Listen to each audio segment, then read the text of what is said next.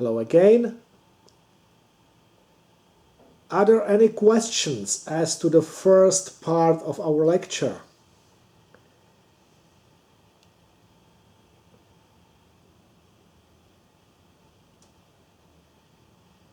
So I can't see any questions. I can't see any raised hands. I can't see any questions in the chat.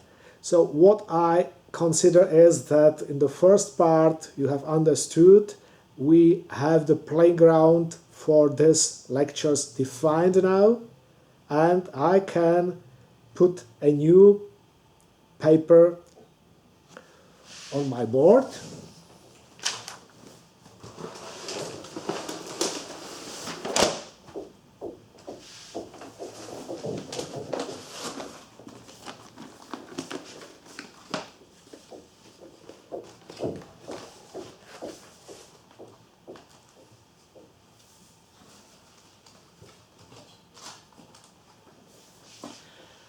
So we have a nice white paper on the board and we can start to continue with the lecture.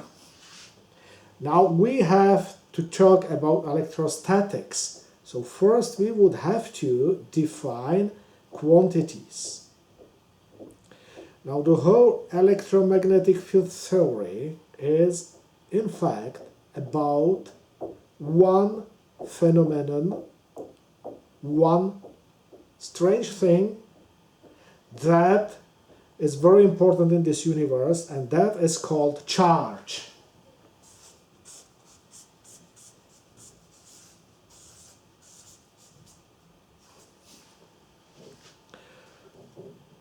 Well, charge is something which is able to act on distance.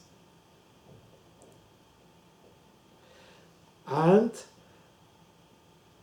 anything that is acting on distance has been somehow attributed to a form of a field. Anything that acts on a distance acts using field. Modern physics then has shown that there are some photons that cause the interaction, but anyway, there is something which is called field. The practical definition, operational definition of a field is that field is at all points where we can somehow measure or find out its force. Now a field is something which can have force between two charges. A force between two charges is called electromagnetic field. We will now start with the simplest form, which is field, observations of the field, and force caused by two charges that do not move against each other. So we, as an observer, we will be at the same reference frame like the charges, and we will observe the field which happens there. Non-moving charges mean that everything is stationary, and we call that static, no movement. We will call that electrostatics. So everything will be not moving, charges, forces, the observer, and we will have electrostatic field. The field is caused by a quantity called charge. We now know that charge is composed of very tiny elements, and not going down to quark physics, we would say that the elementary charge is a charge of an electron or of a proton, and that charge is Q0 or E, and that charge of an electron is minus 1.63 O2 of the order 10 raised to minus 19 Coulomb. Coulomb is the unit for measuring charge. So charge is measured in coulombs, and the charge is composed of very tiny pieces. They are so tiny that we can consider charge to be continuous in the classical electromagnetic course. So this is the thing we would investigate. Now, non-moving charges. The first important observation that we have had in physics about charges was that two charges could attract or repel each other. That is, they are acting at distance through electrostatic field. The electrostatic field. Now, how to handle that in a better way using physics? First, let us consider two balls that are charged. They are in an empty universe. There are but two balls. Each of them is charged. So one of them has the charge Q1, the other has the charge of Q2, and those charges affect each other. They exaggerate force on each other. Or those two metallic balls charged by those charges experience force. The force is obeying Coulomb's law, and in fact the force is 1 over 4 pi epsilon r squared multiplied by those two charges. So the bigger the charges, the bigger the force. Now, the important point that the charge has two forms or two signs, positive and negative. The positive, after all, is caused in our universe mostly by protons. The negative is caused mostly by electrons. And the important point is that two charges of the same sign repel each other. Two charges of an opposite sign attract each other. So this is the Coulomb's law. Now there is a strange quantity. We know number 4, we know pi, we know most of the things, but we do not know r is the distance between those two charges. But there is a strange thing which is called permittivity, epsilon, and in fact that's the constant that connects measured force and measured charges. This constant depends on the material, so it's a material constant and connects somehow charge and force. Just to mention at the beginning, for vacuum, the epsilon, we call it epsilon 0, is approximately 8.85 multiplied by 10 raised to minus 12, and the unit is farad per meter.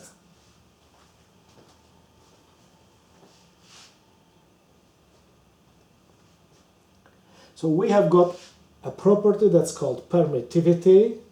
The permittivity of vacuum in standard units is of this value, and we have a law that connects two charges that can attract or repel each other. Now, let's say that we want somehow to measure the field. That's something that causes action on distance between two charges. So how to do that? Possibly it would be quite convenient to say, okay, one of the charges, let's say Q1, is the source of the field. It creates the field. And the other charge, Q2, is affected by this field. So we would like to have separated the source and the object. We can reformulate it in another way. We have somewhere a field and we want to measure the field. How to do that? Well, or possibly we would like to know how much force the field creates. But as we can see, the force is directly proportional to the charge we use for measurement. So just imagine we have a small ball charged and we position it somewhere and we leave it intact. So it is so light that it does not fall down. We keep it in the air. Let's say we are in the International Space Station. And if there is no electric field, well, the charge would hang there motionless. But if there is an electric field, it would be attracted or repelled from the other charge, depending on the sign. So we could measure the field just by positioning a test charge at the International Space Station and looking whether it moves there or nowhere. The velocity at which, or the acceleration at which it will start to move, will be proportional to the field quantity that we should define. It would be convenient if we connect the force exaggerated at the charge and the field quantity with something which is called electric field strength. So the stronger field moves or repels or attracts stronger, the same charge, than a weaker field. And it would be defined like a ratio between force and the test charge.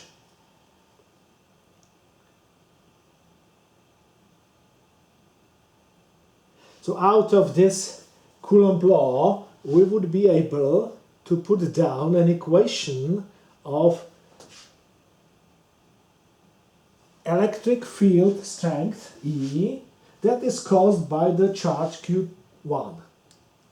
E would be then Q1 divided by 4 pi epsilon and the distance squared. Okay, so we have defined a quantity that is called field strength. It is defined as a ratio between force and charge. Now let's examine it for a while. We have electric charge. That's a quantity that could be positive or negative. But it's a real number of any value. But the force is a vector. It has not only a quantity but also direction. It repels or attracts. So in fact we have a vector here. Well, if we divide a vector by a scalar, we still obtain a vector with the same direction. So that we have to conclude that electric field strength is a vector. It has a magnitude and a direction, an orientation. So we have defined a vector quantity that describes electric field, electrostatic field. So now we have already two actors in the game, a charge, and the charge in its vicinity causes a field that can be measured by electric field strength. Now, we have a certain problem. If we have a charge, it causes some field strength in its vicinity, but we can see there is some pi epsilon, some 4 pi epsilon as a constant, some r squared.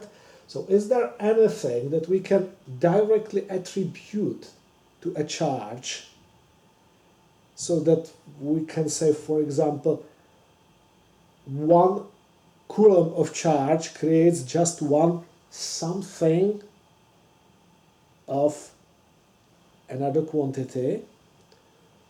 And this is something we could do using another quantity which first has its density and its total value. The other quantity is called electric flux density, and it's a vector. It is described as d, and we could introduce it this way. So it's in a homogeneous linear area. It is given like electric field strength multiplied by permittivity, and the result is electric flux density. Now, if you have a flux density, you would possibly ask, what is the total flux? We have density, so we add at any point of the flux the density, and we should receive as a total the total flux. Well, such an addition is better described by integration, so that our equation now becomes electric flux, we call it phi, which is an integral over the total surface through which the flux flows, and we would integrate d as a scalar product with surface ds, and this is the electric flux. So we can integrate, get the density recalculated to the total flux. Well, the total flux is measured in coulombs, while the flux density is coulomb per meter square. And we should reach the last equation here, which says, well, okay, what if we have a surface totally encompassing a charge? So we get the charge and we will fully wrap it into a surface. And the result of that would be that we integrate over a closed surface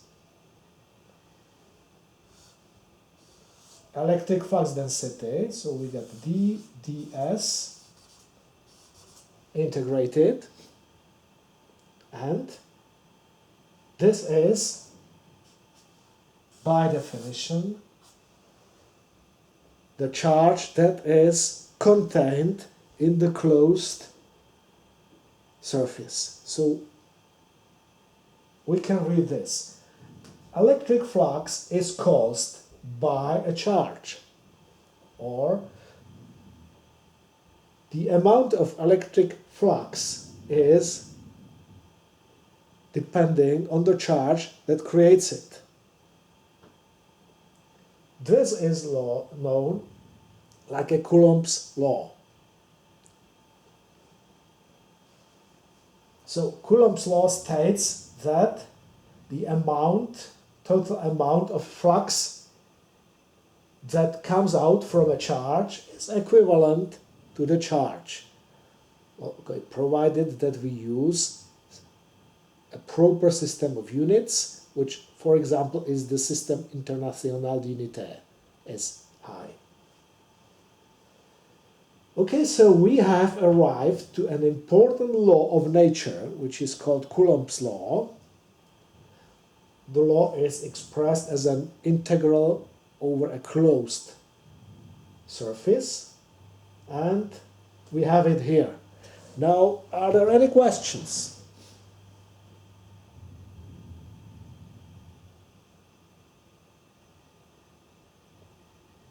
Well, as I can't see any question, I would turn one page and repeat the law at the top of the page.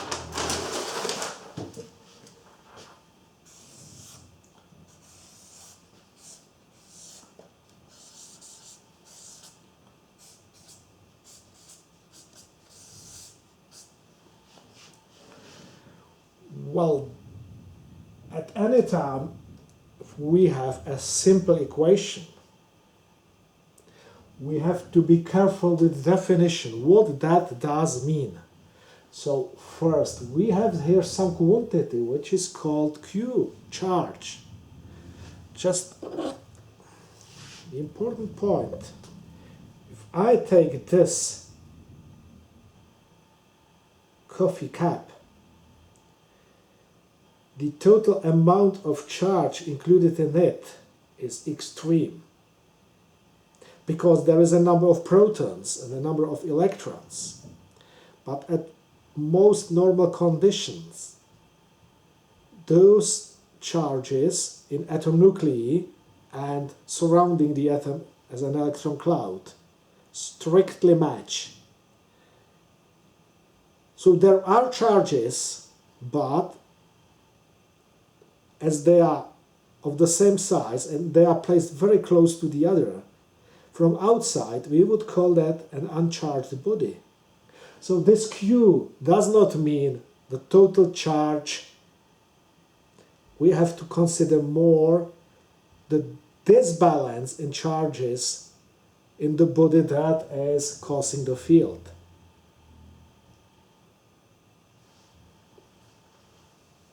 So the Q is a free charge, that is the disbalance between positive and negative elementary charges causing the field. That's the first comment. Second, we have two vectors, flux density, which is a vector, and surface element. Now, this is a part of mathematics, but to be sure, if we have some surface that is curved, at any point of it we can get an elementary piece of the surface, a differential piece of the surface, ds, and it, by definition, the orientation of this differential points out of the surface. So it's perpendicular to the surface in both directions. So this scalar product, in fact, does account only for the part of the flux that really goes out at the point. If we have, for example, the surface and the flux, so this is clear, the flux gets out of the surface just at the point. But if we have a flux at this direction, we cannot take the whole flux density here, we only take the normal component. This is what this product does. To be accurate in calculating the real flux going out of the surface. So that was the first remark. The second remark,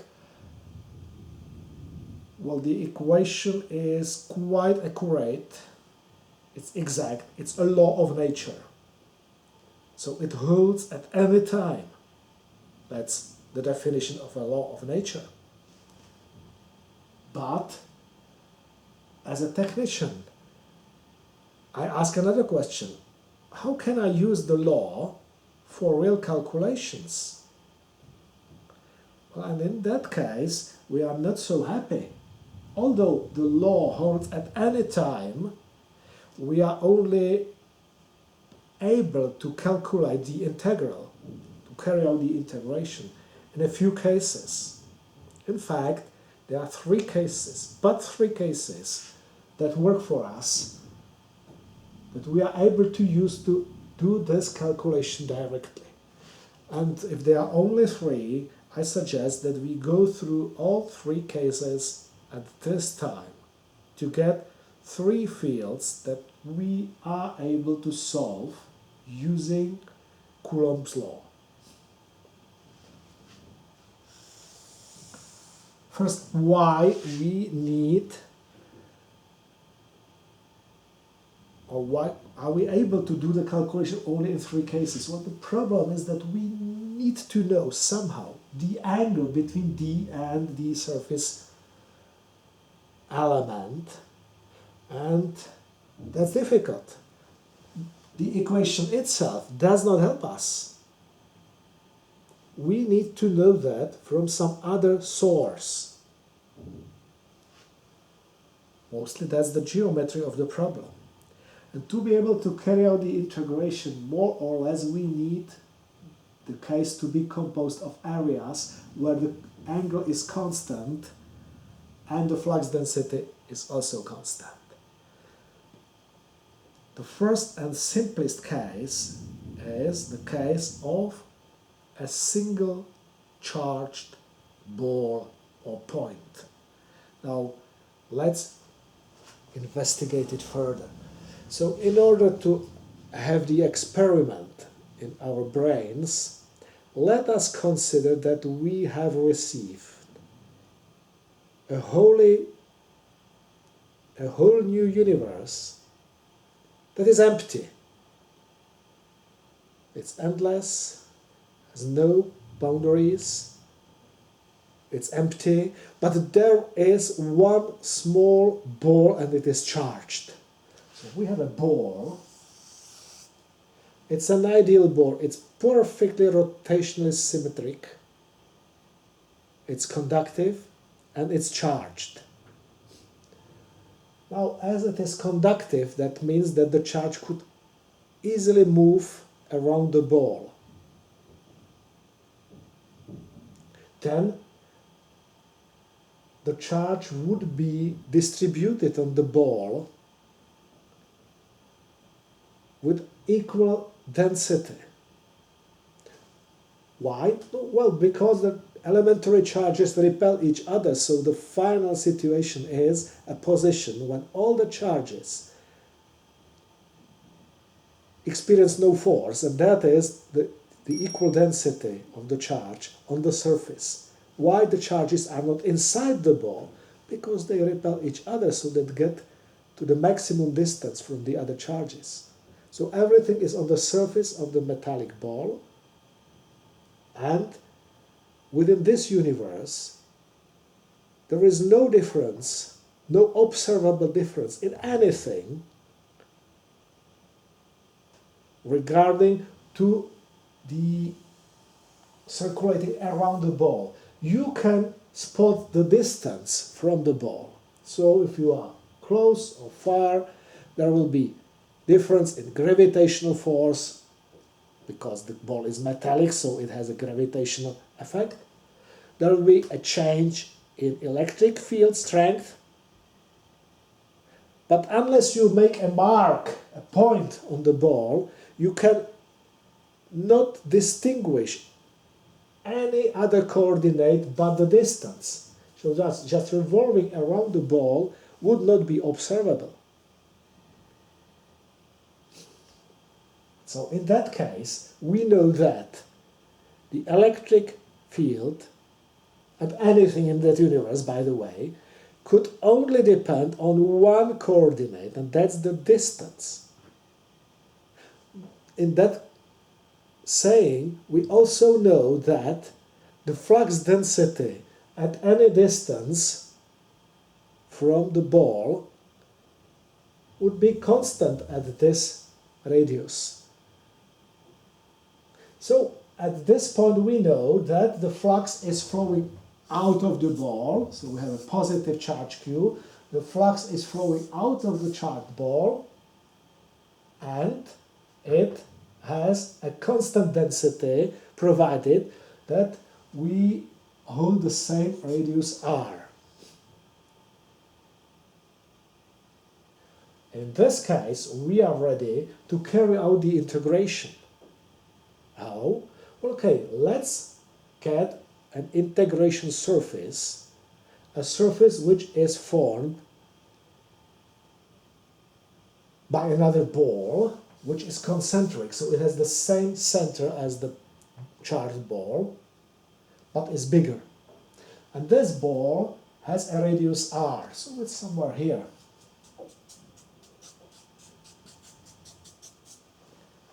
At any point of the ball, there would be the flux density d.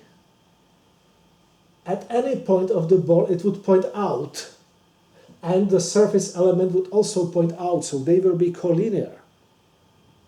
Two vectors, when multiplied, two collinear vectors, when multiplied, give the product, which is just the product of the magnitudes of those two vectors. So in this case, we could get out the scalar product from here, and our equation becomes the integral of d ds over the surface is equivalent to q.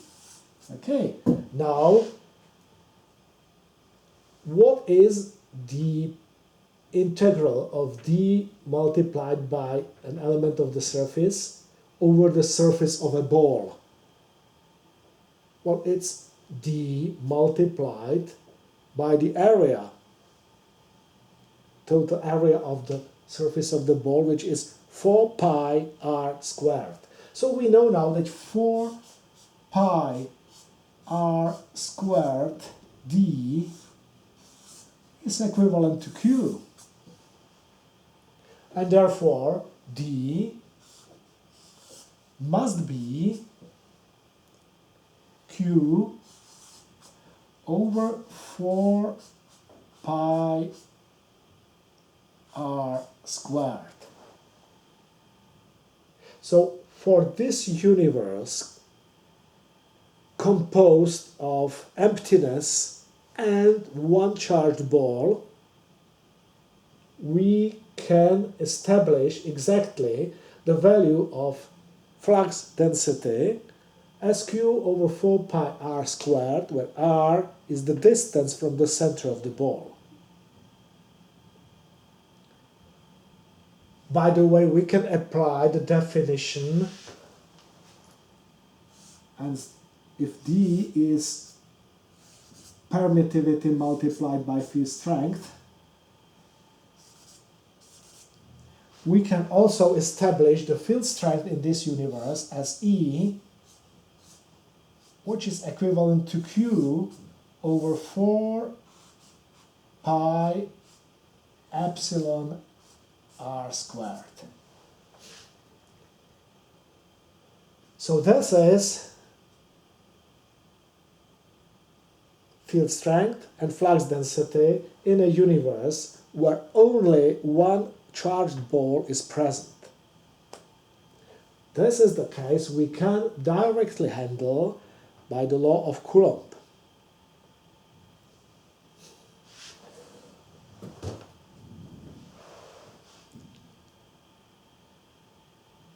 as there are so far no questions, I would try to handle two other cases. We will return back to this paper a little bit later. So,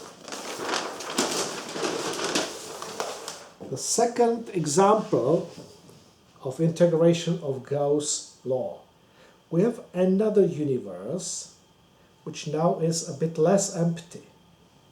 We have a wire that goes through the universe from plus infinity to minus infinity. It's a straight wire, and this wire is charged. Now, there was one problem with a wire of infinite length which is charged. The total charge of the wire could be zero, then the wire is not charged at all, or it could be infinity. Well, with infinity, it's difficult to make calculations, so we have to introduce some other quantity, and for that charge, that would be linear charge density, tau,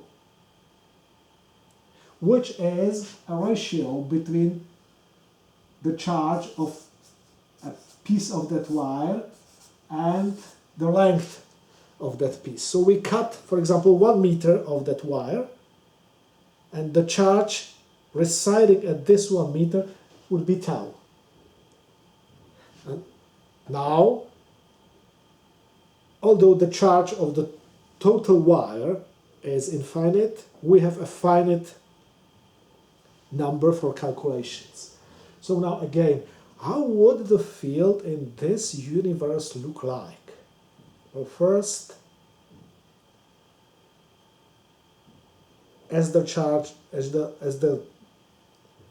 wire is absolutely straight and circular, in fact you are able to distinguish only one coordinate in this